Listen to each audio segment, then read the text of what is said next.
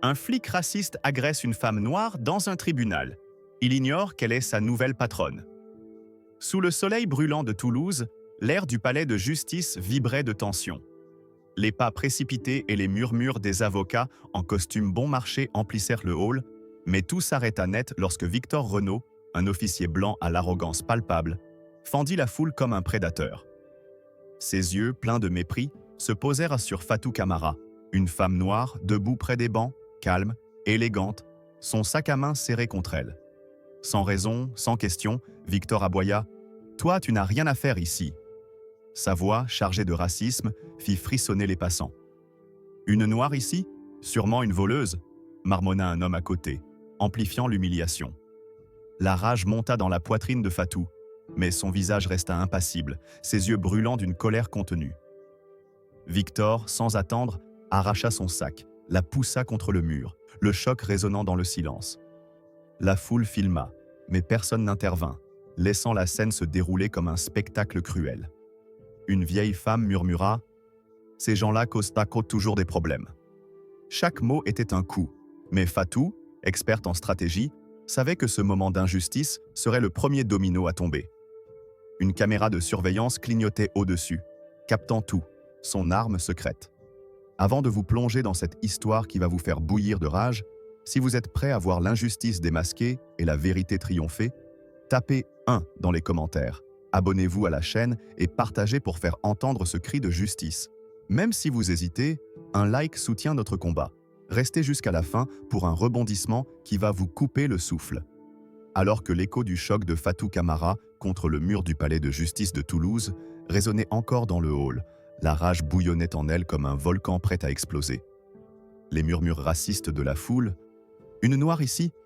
Elle doit être coupable de quelque chose ?» et les regards moqueurs des passants qui filmèrent la scène sans intervenir étaient comme des lames plantées dans son cœur.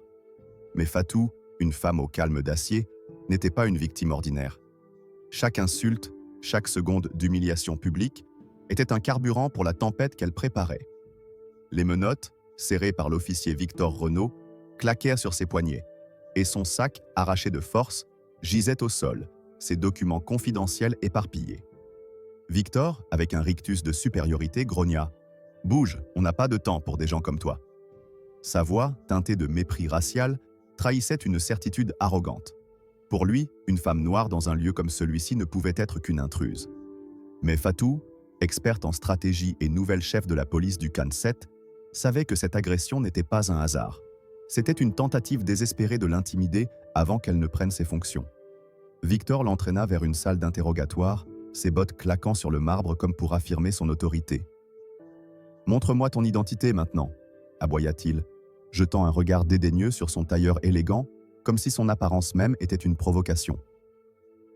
Fatou, immobile, ne répondit pas immédiatement. Elle laissa le silence s'installer, lourd, oppressant, ses yeux plantés dans ceux de Victor avec une intensité qui le fit vaciller, l'espace d'un instant. « Tu penses, Das, que je suis une menace à cause de ma peau, n'est-ce pas ?» dit-elle enfin, sa voix basse mais tranchante comme une lame. Victor ricana, mais son rire sonnait faux. « Tu corresponds au profil d'une faussaire, » répondit-il, sans preuve, sans détail, juste un préjugé raciste déguisé en accusation. La foule, restée dans le hall, continuait de murmurer, certains riant, d'autres partageant la vidéo sur leurs réseaux sociaux, amplifiant l'humiliation. Une femme lança « Elle devrait retourner d'où elle vient !» Ces mots, crachés avec venin, firent monter la colère de Fatou à un niveau incandescent, mais elle resta impassible, son esprit déjà en train de tisser un plan. Dans la culture française, où la dignité et l'ordre sont des valeurs chères, cette scène dans le prestigieux palais de justice de Toulouse était une profanation. Toulouse, ville de culture et d'histoire, se targue de ses idéaux républicains. Mais ici, le racisme systémique montrait son visage hideux. Victor ne voyait en Fatou qu'un stéréotype, une cible facile à discréditer, ignorant qu'elle était venue pour prendre les rênes du commissariat et démanteler un réseau de corruption impliquant des officiers comme lui. Ce qui rendait cette scène encore plus électrisante, c'était un détail inattendu. Fatou portait une montre connectée, un gadget discret de la police fédérale qui avait automatiquement alerté son équipe dès que les menottes s'étaient refermées sur ses poignets. Ce signal, envoyé à un contact au siège de La police nationale déclenchait déjà une intervention imminente. Victor, inconscient, continuait de fanfaronner, pensant avoir le contrôle. « Tu vas regretter d'être venu ici », lança-t-il, son ton dégoulinant de mépris. Mais Fatou, en le fixant, sentit la vibration légère de sa montre, un signe que son équipe était en route. Un autre élément ajoutait à la tension. Un jeune stagiaire du tribunal qui avait filmé l'incident hésita à poster la vidéo en ligne, mais son amie, une militante locale, le poussa à agir. Le monde doit voir ça. Cette vidéo, bientôt virale, allait devenir une arme que Fatou n'avait pas encore utilisée, mais qu'elle gardait en tête. Chaque regard de mépris, chaque mot raciste de Victor était une pièce de plus dans le puzzle qu'elle assemblait. Elle savait que cette agression n'était pas isolée. C'était le symptôme d'un système pourri qu'elle avait juré de réformer. Alors qu'on l'entraînait vers la salle d'interrogatoire, elle murmura pour elle-même, presque inaudible, « Tu viens de faire la plus grande erreur de ta vie ». Sa rage, froide et calculée, était une promesse. Victor ne s'en sortirait pas, et le monde entier le saurait bientôt. Dans la pénombre oppressante d'une salle d'interrogatoire du palais de justice de Toulouse, Fatou Camara, menotté à une chaise métallique, sentait la colère pulser dans ses veines, comme une lave prête à tout engloutir. Les murs gris, imprégnés d'une odeur de sueur et de désespoir, semblaient se refermer sur elle, mais son esprit était une lame affûtée, taillée par des années de lutte contre l'injustice. Les échos de l'agression de Victor Renaud dans le hall, son cri raciste « Toi, tu n'as rien à faire ici ?» et les rires complices de la foule résonnaient encore dans sa tête, chaque mot ravivant une fureur qu'elle canalisait avec une maîtrise terrifiante. Fatou, nouvelle chef de la police du Quansept, n'était pas une victime. Elle était une stratège, et chaque seconde de cette humiliation n'était qu'un pas de plus vers la chute de Victor. Le signal d'urgence envoyé par sa montre connectée à son équipe vibrait comme une promesse, et la vidéo virale de son arrestation, postée par un stagiaire, gagnait déjà du terrain sur les réseaux sociaux. Mais ici, dans cette pièce étouffante, elle était seule face à son agresseur, et la bataille ne faisait que commencer. Victor Renaud, adossé contre le mur, la toisait avec un mélange d'arrogance et de mépris. « Alors, tu vas parler, ou tu comptes jouer les martyrs ?» lança-t-il, sa voix dégoulinante de sarcasme. Il s'approcha, frappant la table d'un coup sec, faisant trembler la chaise de Fatou. « Une noire en tailleur dans un tribunal ? Tu penses que quelqu'un va croire que t'es clean ?» Ces mots, crachés avec un racisme assumé, étaient comme des flammes sur l'essence de sa colère. Fatou serra les poings sous les menottes, ses ongles s'enfonçant dans ses paumes, mais son regard restait glacial, presque prédateur. « Tu n'as même pas demandé mon identité, » répondit-elle, sa voix basse mais tranchante comme une guillotine. « Tu as vu ma peau et tu as décidé que j'étais coupable. » Victor ricana, mais une lueur d'incertitude traversa ses yeux. Il ne savait pas que chaque mot qu'il prononçait était enregistré par un micro discret cousu dans la doublure de son tailleur, une précaution qu'elle prenait toujours dans des environnements hostiles. Dans la culture française, où la justice et l'égalité sont des piliers proclamés, cette scène dans un tribunal toulousain était une trahison abjecte. Toulouse, ville d'art et d'histoire, se targue de ses valeurs républicaines, mais ici, le racisme systémique montrait son vrai visage. Victor ne voyait en Fatou qu'un stéréotype, une cible à abattre pour protéger ses propres méfaits. Il ignorait qu'elle était venue pour prendre les rênes du commissariat et enquêter sur un réseau de corruption impliquant des officiers comme lui, un réseau qu'il protégeait par ses abus de pouvoir. Ce qui rendait ce moment encore plus palpitant, c'était un détail inattendu. Un officier subalterne, une jeune femme nommée Sophie Laurent, entra dans la pièce pour apporter un dossier à Victor. En voyant Fatou menottée, elle hésita, ses yeux trahissant un malaise. « Monsieur, vous êtes sûr que… » murmura-t-elle, mais Victor la coupa net. « Dégage, c'est pas ton problème. » Cette interruption, brutale et méprisante, révéla une fissure dans la loyauté du commissariat. Sophie, troublée, quitta la pièce, mais Fatou nota son nom, un témoin potentiel, une alliée inattendue. Un autre élément ajoutait à la tension.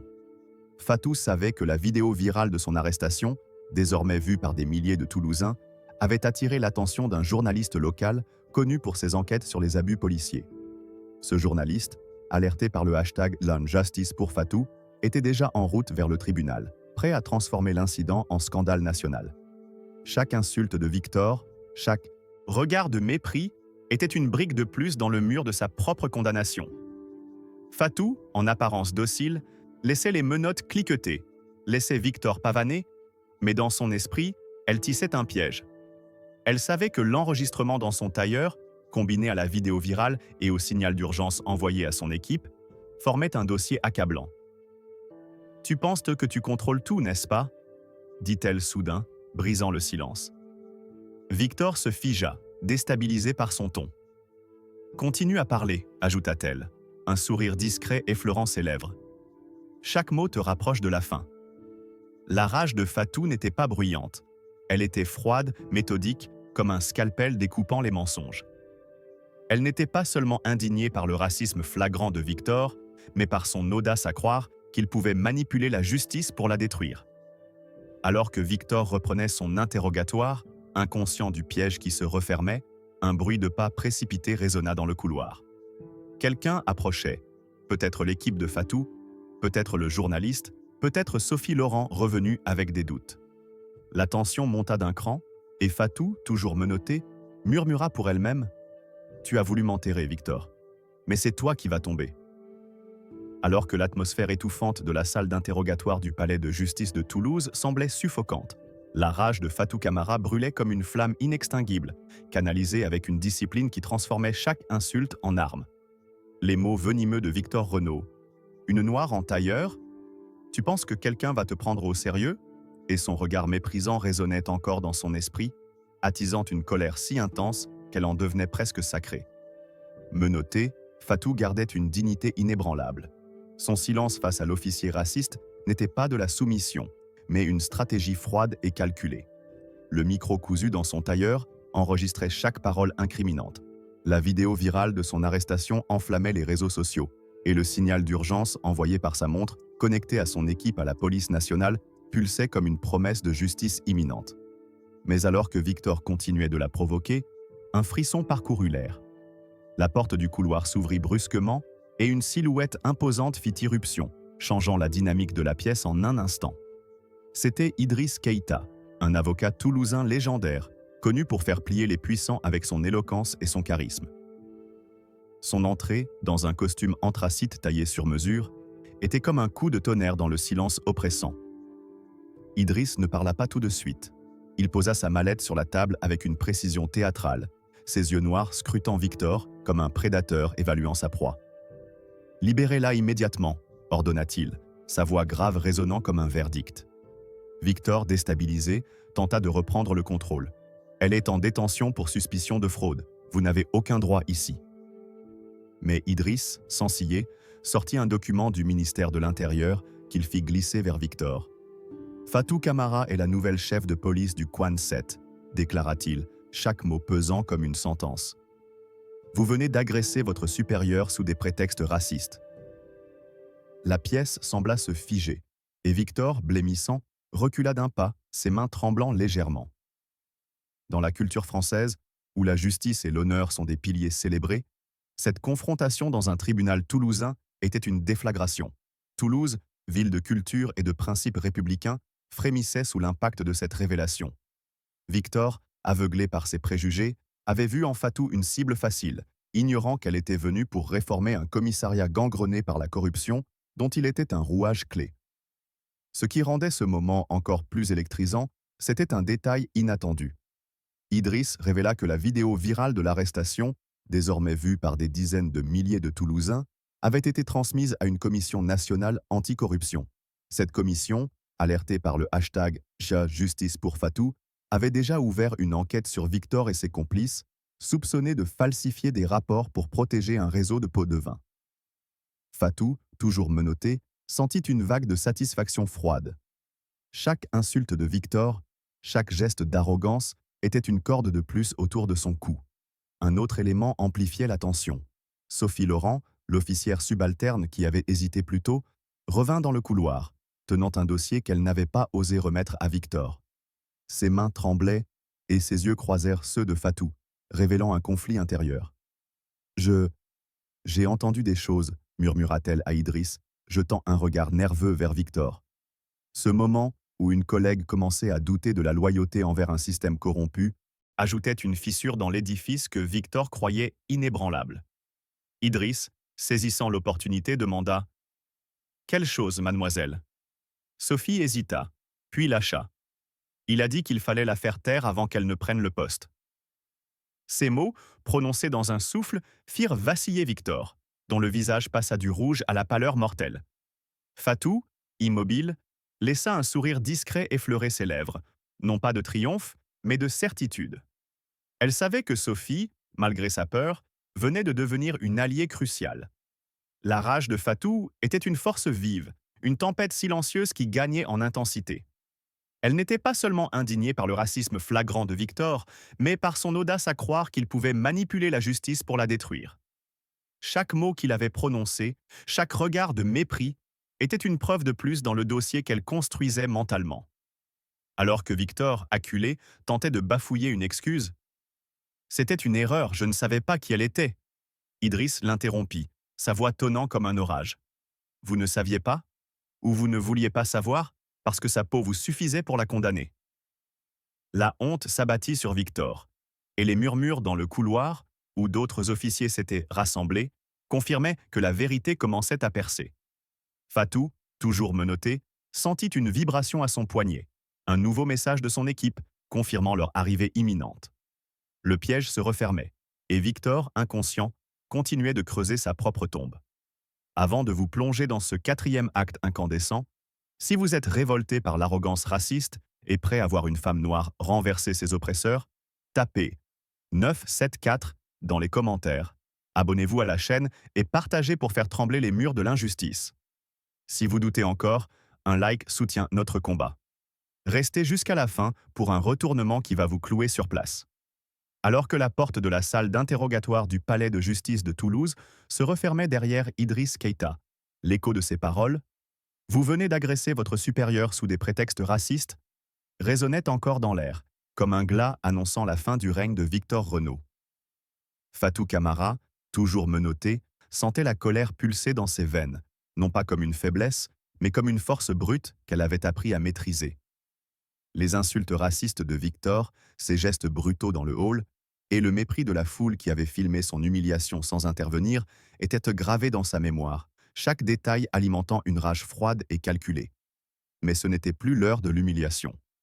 Libéré des menottes grâce à l'intervention d'Idriss, Fatou se redressa, son regard perçant fixant Victor, qui pour la première fois semblait rapetisser sous le poids de sa propre arrogance.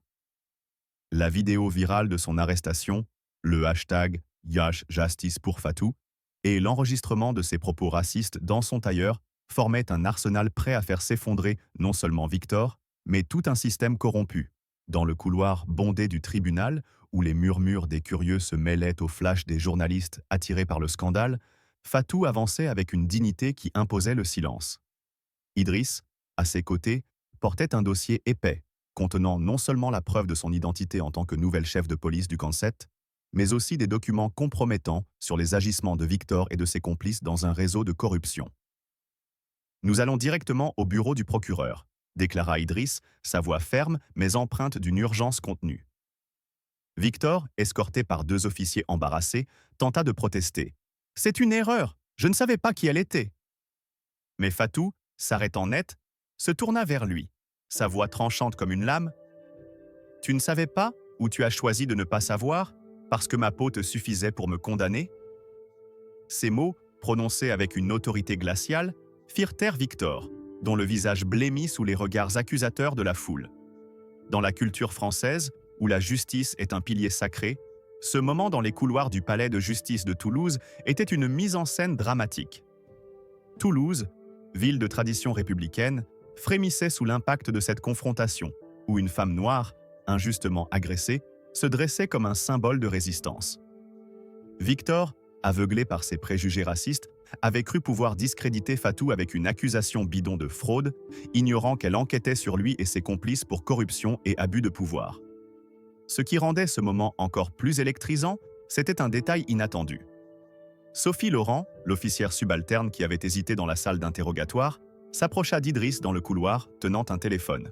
« J'ai trouvé ça », murmura-t-elle, montrant un message vocal laissé par accident par Victor à un collègue, où il disait « Il faut arrêter cette femme avant qu'elle ne prenne le poste. Elle va tout détruire. Ce message, capturé par erreur, était une preuve explosive, confirmant que l'agression de Fatou était un acte prémédité pour protéger le réseau de corruption. Un autre élément ajoutait à la tension: la présence d'une militante toulousaine bien connue, Amina Dubois, dans la foule. Amina, alertée par la vidéo virale, avait organisé un rassemblement spontané devant le tribunal, avec des pancartes clamant « Non au racisme dans la police ». Les cris des manifestants, audibles depuis les fenêtres, pénétrèrent dans le couloir, amplifiant la pression sur Victor et ses supérieurs. Les journalistes, flairant un scandale national, se pressaient autour de Fatou, mais elle restait impassible, son regard fixé sur l'horizon.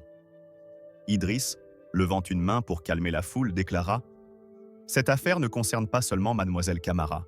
Elle concerne la vérité sur un système qui protège les abuseurs au détriment de la justice. » Ces mots, prononcés avec une éloquence digne des grands orateurs français, firent frissonner l'Assemblée, et même les officiers présents baissèrent les yeux, conscients que le vent tournait. La rage de Fatou était une force volcanique, canalisée dans chaque pas qu'elle faisait vers le bureau du procureur.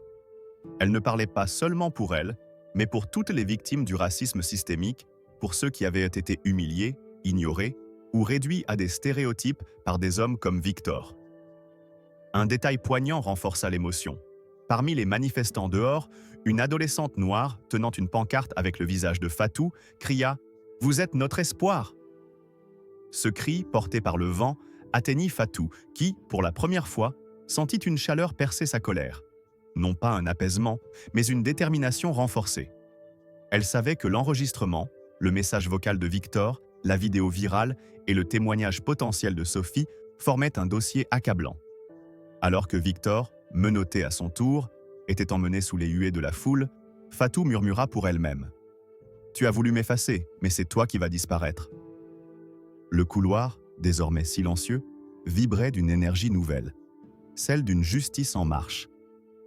La lumière crue des lustres du palais de justice de Toulouse projetait des ombres tranchantes sur le marbre de la salle d'audience, où l'air semblait chargé d'une électricité prête à exploser.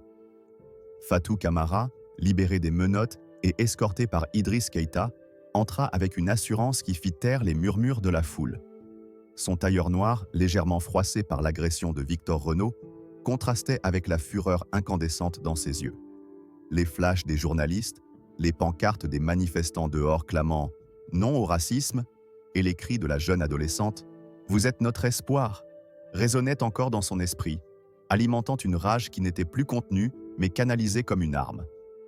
Fatou, nouvelle chef de police du coin de 7, n'était plus la femme humiliée dans le hall ou interrogée dans une cellule sordide. Elle était une force de la nature, prête à faire s'effondrer Victor et le réseau de corruption qu'il protégeait. Chaque pas qu'elle faisait vers le pupitre des témoins était un défi, chaque regard un verdict. Victor Renaud, assis parmi les accusés, semblait pétrifié, son arrogance réduite à une façade fragile. Ses mains tremblaient, ses yeux évitaient ceux de Fatou, et son visage blême trahissait une panique qu'il ne pouvait plus masquer. Il avait cru pouvoir la discréditer avec une accusation fabriquée de fraude, un prétexte raciste. Une noire ici? Sûrement une criminelle, avait-il ricané. Mais maintenant, la salle entière sentait le vent tourner. Fatou posa sa mallette sur le pupitre, l'ouvrit avec une lenteur délibérée et en sortit son badge de chef de police, qu'elle brandit comme une épée. Un silence glacial s'abattit, suivi d'un murmure collectif comme une vague déferlant sur la foule. Victor tressaillit. Un officier à ses côtés murmura « C'est fini pour lui ». La juge, Madame Élise Moreau, une femme aux yeux perçants et à la réputation d'inflexibilité, se pencha en avant. « Mademoiselle Camara, présentez votre témoignage. » Dans la culture française, où l'éloquence et la justice sont des piliers sacrés, ce moment était une mise en scène magistrale. Toulouse, ville de tradition républicaine, vibrait sous l'impact de cette confrontation, où une femme noire se dressait contre un système qui avait toléré le racisme et la corruption. Fatou, d'une voix claire et tranchante, déclara « Cet homme m'a agressé sans raison, sous prétexte que ma peau ne correspondait pas à son idée d'une autorité. Mais ce n'est pas tout. J'enquête sur lui et ses complices pour corruption et abus de pouvoir. » La salle explosa en murmures, les journalistes griffonnant frénétiquement, tandis que Victor semblait s'enfoncer dans son siège, incapable de soutenir le regard de la foule. Ce qui rendait ce moment encore plus saisissant, c'était un détail inattendu. Fatou révéla un enregistrement supplémentaire, capturé par une caméra corporelle d'un officier présent lors de son arrestation. Cette caméra, que Victor croyait désactivée, avait filmé ses remarques racistes et son comportement brutal, offrant une preuve visuelle irréfutable. Projeté sur un écran dans la salle, l'enregistrement montra Victor criant « Les gens comme elle n'ont rien à faire ici ». La foule retint son souffle, et même la juge Moreau, pourtant impassible, serra les lèvres, visiblement choquée. Fatou ajouta « Ce n'est pas seulement mon honneur qui est en jeu, votre honneur. C'est la vérité sur un commissariat qui protège des officiers comme lui au détriment de la justice. » Un autre élément amplifiait la tension. Sophie Laurent, l'officière subalterne qui avait fourni le message vocal incriminant Victor, entra dans la salle comme témoin surprise. Son témoignage, tremblant mais résolu, confirma que Victor avait orchestré l'arrestation de Fatou pour empêcher sa prise de fonction, craignant qu'elle ne révèle le réseau de corruption. Il disait qu'une noire ne pouvait pas diriger, murmura Sophie, sa voix brisant le silence. Ce moment, où une collègue brisait le mur de la loyauté corrompue, fit frissonner l'Assemblée. Les manifestants dehors, désormais des centaines, scandèrent le nom de Fatou, leur voix pénétrant les murs du tribunal. Un journaliste tweeta en direct « Toulouse assiste à un séisme judiciaire. Justice pour Fatou ». La rage de Fatou était une force vive, une tempête qui semblait faire trembler les murs de la salle. Elle ne parlait pas seulement pour elle, mais pour toutes les victimes du racisme systémique, pour ceux qui avaient été réduits à des stéréotypes par des hommes comme Victor. Un détail poignant renforça l'émotion. Parmi les spectateurs, un vieil homme noir, ancien policier retraité, essuya une larme, murmurant « Enfin quelqu'un se bat pour nous ». Ce murmure, capté par un micro, résonna dans la salle, amplifiant l'impact de Fatou. La juge Moreau, frappant son marteau, ordonna « Silence, nous examinerons ces preuves ». Victor, désormais seul, croisa enfin le regard de Fatou, et ce qu'il y vit, une détermination implacable, le fit blêmir davantage. Fatou, immobile, laissa un sourire discret effleurer ses lèvres, un sourire qui disait « Tu as voulu me briser, maintenant c'est ton tour ». Il pensait l'avoir vaincue, mais elle expose un scandale si grand qu'il fait trembler tout Toulouse. Avant de vous plonger dans ce 7e acte explosif, si vous êtes révolté par l'injustice raciale et prêt à voir une femme noire faire plier un système corrompu, tapez 7 dans les commentaires. Abonnez-vous à la chaîne et partagez pour amplifier ce cri de justice. Si vous hésitez, un like soutient notre combat. Restez jusqu'à la fin pour un retournement qui va vous couper le souffle. Alors que les échos des révélations de Fatou Camara résonnaient encore dans la salle d'audience du palais de justice de Toulouse, l'atmosphère semblait sur le point de s'embraser.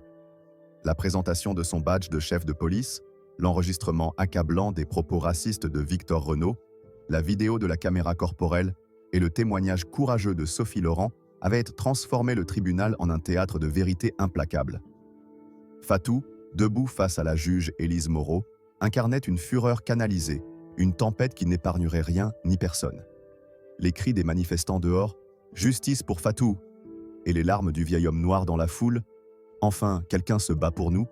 alimentaient une rage qui transcendait sa propre douleur. Victor, jadis arrogant, était désormais un homme brisé, ses mains crispées sur la table des accusés, son visage blême trahissant une panique viscérale. Il avait cru pouvoir la réduire au silence avec une agression raciste, mais Fatou venait de retourner son attaque contre lui, exposant non seulement son crime, mais un réseau de corruption qui gangrenait le commissariat. La juge Moreau, frappant son marteau, imposa un silence tendu. « Mademoiselle Camara, présentez vos preuves complémentaires », ordonna-t-elle, ses yeux scrutant Fatou avec une intensité qui semblait sonder son âme. Fatou, sans un geste superflu, ouvrit sa mallette et en sortit un dossier épais qu'elle tendit à l'huissier. Voici les preuves d'un réseau de corruption impliquant l'officier Renaud et plusieurs complices, déclara-t-elle, sa voix résonnant avec une autorité qui fit frissonner la salle. Elle révéla des relevés bancaires secrets obtenus par une équipe de la police nationale, montrant des virements suspects vers Victor et d'autres officiers liés à des pots de vin pour étouffer des enquêtes. Mais ce n'était pas tout. Fatou présenta un courriel piraté, intercepté par un hacker éthique travaillant avec son équipe, prouvant que Victor avait reçu des ordres d'un haut fonctionnaire toulousain pour l'arrêter avant qu'elle ne prenne ses fonctions. Ce courriel, projeté sur un écran, déclencha un tollé dans la salle, les journalistes griffonnant frénétiquement, les spectateurs murmurant avec indignation. Dans la culture française, où la justice est une institution sacrée, ce moment était une déflagration. Toulouse, ville de principe républicain, assistait à la mise à nu d'un système qui trahissait ses idéaux d'égalité. Victor, aveuglé par son racisme, « Une noire ne peut pas diriger » avait-il dit à Sophie, avait cru pouvoir protéger ses complices en discréditant Fatou. Mais elle, avec son intelligence stratégique, retournait chaque attaque contre lui. Ce qui rendait ce moment encore plus saisissant, c'était un détail inattendu. Un manifestant, un jeune étudiant en journalisme, avait infiltré un groupe de discussion privée où des officiers corrompus, dont Victor, échangeaient des messages sur la manière de neutraliser Fatou. Ces captures d'écran, transmises anonymement à Idriss Keïta, furent présentées à la cour, révélant un complot prémédité pour la faire tomber. La foule, apprenant cela, éclata en exclamations, et même la juge Moreau, pourtant impassible, serra les lèvres, visiblement secouée. Un autre élément amplifiait la tension. Une lettre anonyme, remise à Fatou juste avant l'audience par une employée du tribunal, dénonçait des années de harcèlement racial au sein du commissariat. Cette lettre, écrite par un ancien officier noir poussé à la démission, décrivait comment Victor et ses alliés ciblaient systématiquement les minorités, falsifiant des rapports pour justifier des arrestations abusives. Fatou, lisant un extrait à voix haute, sentit sa voix trembler, non de peur, mais d'une colère si profonde qu'elle semblait ébranler les murs. « Ces hommes ont trahi leur serment », déclara-t-elle, ses yeux fixant Victor. « Ils ont utilisé leur badge pour opprimer, pas pour protéger. » Victor, acculé, tenta de se défendre. « Ce sont des mensonges, elles manipulent tout. » Mais Idriss, se levant, tonna. « Des mensonges ? Les preuves parlent et votre silence vous condamne. » La salle vibra sous l'impact, et Sophie Laurent, dans les gradins, baissa la tête, rongée par la culpabilité d'avoir été complice par son silence. La rage de Fatou était une force volcanique, une tempête qui ne laissait aucun répit. Elle ne parlait pas seulement pour elle, mais pour toutes les victimes du racisme systémique, pour l'ancien officier de la lettre, pour la jeune adolescente dehors, pour le vieil homme en larmes. Un détail poignant renforça l'émotion. Un groupe d'élèves d'un lycée toulousain, présent dans la salle, se leva spontanément, tenant des pancartes avec le hashtag Rushdie Justice pour Fatou. Leur geste, filmé par les journalistes, devint viral, transformant l'audience en un symbole national. La juge Moreau, frappant son marteau, déclara « Cette cour ordonne une enquête immédiate sur ces accusations. » Victor, désormais seul, croisa le regard de Fatou, et ce qu'il y vit, une détermination implacable, le fit s'effondrer. Fatou, immobile, murmura pour elle-même. « Tu as voulu m'enterrer, mais c'est toi qui es fini. » La salle, électrisée, savait qu'un changement historique était en marche. Alors que le marteau de la juge Élise Moreau retentissait dans la salle d'audience du palais de justice de Toulouse, son écho semblait sceller le destin de Victor Renaud et de ses complices corrompus.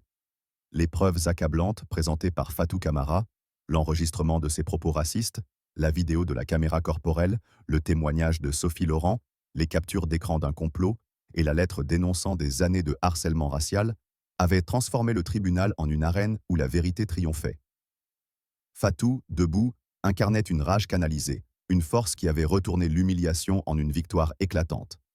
Les cris des manifestants dehors, « Justice pour Fatou », les pancartes des lycéens et les larmes du vieil homme noir, « Enfin, quelqu'un se bat pour nous », résonnaient comme un cœur soutenant son combat. Victor, jadis un officier arrogant, était désormais un accusé brisé, ses mains tremblantes incapables de cacher sa défaite. Il avait cru pouvoir la discréditer avec une agression raciste, mais Fatou, nouvelle chef de police du Concept, venait d'exposer un réseau de corruption qui ébranlait tout Toulouse. La juge Moreau, dans un silence solennel, prononça son verdict. L'officier Renaud est suspendu immédiatement et une enquête pénale est ordonnée pour corruption, abus de pouvoir et discrimination raciale. Un frisson parcourut la salle et un cri étouffé s'éleva des rangs des militants toulousains pour l'égalité. Fatou, immobile, ajusta son tailleur avec une précision qui semblait défier l'univers. Sa colère, profonde et viscérale, ne s'exprimait pas par des cris, mais par une dignité qui imposait le respect. Elle ne regardait pas Victor. Il n'existait plus pour elle. Les flashs des journalistes crépitaient, capturant chaque instant de ce moment historique. Fatou quitta le pupitre, ses talons claquant sur le marbre, chaque pas résonnant comme une déclaration. La justice n'était plus silencieuse. Dans la culture française, où la justice est un pilier républicain, ce verdict était un séisme. Toulouse, ville d'histoire et de principes, devenait le théâtre d'un réveil collectif contre le racisme systémique. Fatou n'avait pas seulement vaincu Victor, elle avait exposé un commissariat gangrené par la corruption, où des officiers comme lui utilisèrent leur badge pour opprimer plutôt que protéger. Ce qui rendait ce moment encore plus saisissant, c'était un détail inattendu. Alors que Fatou s'apprêtait à sortir, une délégation de citoyens toulousains, menée par une enseignante nommée Leila Hassan, entra dans la salle, portant une pétition signée par des milliers de personnes demandant une réforme complète de la police locale. Cette pétition, remise à la juge, incluait un appel à nommer Fatou à la tête d'une commission spéciale pour superviser ces réformes. Leila, s'adressant à la foule, déclara « Fatou Camara n'est pas seulement une chef de police. Elle est notre voix, notre espoir. » Ces mots, amplifiés par les micros, déclenchèrent une ovation spontanée. Un autre élément amplifiait l'émotion. Un jeune officier, récemment recruté, s'approcha de Fatou dans le couloir, tenant une lettre d'excuse écrite à la main. « Je suis désolé pour ce que vous avez subi, » murmura-t-il, ses yeux baissés. « Je veux apprendre à faire mieux. » Ce geste, humble mais puissant, symbolisait l'espoir d'une nouvelle génération prête à rompre avec les pratiques oppressives. Fatou, touché mais inflexible, lui serra la main, un échange silencieux qui scella une promesse de changement. Dehors, la foule des manifestants, désormais des centaines, l'acclama à sa sortie, non plus comme une victime, mais comme une héroïne. Les pancartes « Non au racisme dans la police » et les hashtags « Vac Justice pour Fatou » dominaient les réseaux sociaux, transformant l'affaire en un mouvement national. La rage de Fatou, bien que toujours présente, s'était muée en une force créatrice, une détermination à reconstruire un système plus juste. Elle ne parlait pas seulement pour elle, mais pour l'ancien officier noir de la lettre anonyme, pour la jeune adolescente avec sa pancarte, pour le vieil homme en larmes, pour tous ceux que le racisme avait tenté d'effacer. Un détail poignant renforça l'impact. Une chaîne de télévision locale diffusa un reportage en direct, montrant des habitants de Toulouse, de toutes origines, déposant des fleurs devant le commissariat en signe de soutien à Fatou. Ce geste, spontané et collectif, devint un symbole d'unité, capturé par des drones survolant la ville. Fatou, voyant les images sur un écran dans le hall du tribunal, sentit une chaleur percer sa colère. Non pas un apaisement, mais une conviction renforcée que son combat changeait des vies. Alors que Victor, menotté, était emmené sous les huées, Fatou quitta le palais de justice, son pas assuré traversant la foule. Les journalistes se pressaient, mais elle n'avait pas besoin de leur micro. Son silence parlait plus fort que leurs questions. Elle s'arrêta un instant, regardant la ville qui s'étendait devant elle, ces rues vibrantes de Toulouse désormais marquées par son empreinte. Une jeune fille dans la foule, tenant un carnet, cria « Merci, vous m'inspirez à ne jamais me taire ». Fatou, hochant légèrement la tête, murmura pour elle-même « Ce n'est que le début ». Sa rage, transformée en justice, avait allumé une étincelle qui ne s'éteindrait pas.